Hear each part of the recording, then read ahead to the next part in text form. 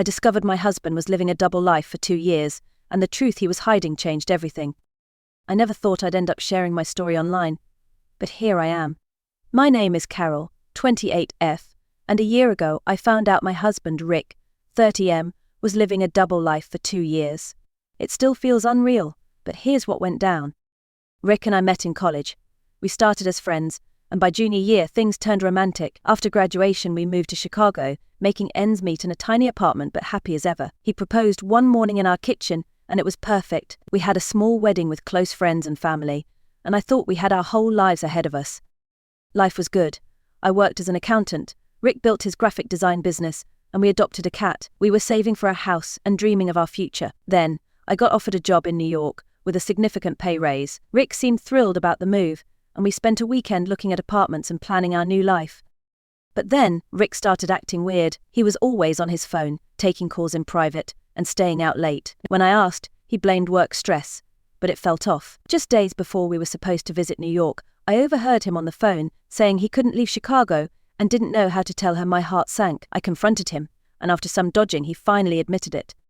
2 years ago, he met a woman named Gladys at a coffee shop. They had a fling, and a month later she was pregnant. Instead of being honest, Rick led a double life, telling Gladys he was separated, and using his work trips to see her and their son. For 2 years, he lied to both of us. Every late night, every excuse was part of his web of lies.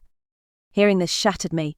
I kicked him out on the spot. The life we had built felt like a joke, a lie. The job in New York was still on the table, but I was lost in a fog of betrayal and pain.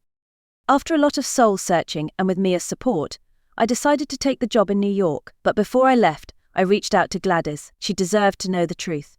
We met at a park, and I told her everything. Turns out she had no idea he was still married. She thought he was divorced, and that I was just the bitter ex-wife. We talked for hours, and it was heartbreaking to realize how much he'd lied to both of us. Gladys confronted Rick, and their relationship imploded. She filed for full custody of their son, and I offered to testify if needed. I moved to New York, cut off all contact with Rick, and started over. In New York, I found a cozy apartment in Brooklyn and dove into my new job. It was hard, but it helped keep my mind off everything. Therapy was a game changer too, something Mia convinced me to do. Slowly, I started to feel like myself again. Rick lost the custody battle, and is barely in his son's life. Gladys and I stayed in touch, becoming unlikely friends bonded by the lies we were both fed. I've reconnected with an old friend, Alex, and we've started dating. It's still early, but he's been patient and understanding. It's a slow process, but it's nice to know there are still good guys out there. Looking back, moving to New York was the best decision I made. It wasn't just escaping Rick, it was finding myself again. It's been a rough road, and some days are still tough, but I'm finally excited about the future. To anyone going through something like this, know that starting over is terrifying, but sometimes it's exactly what you need.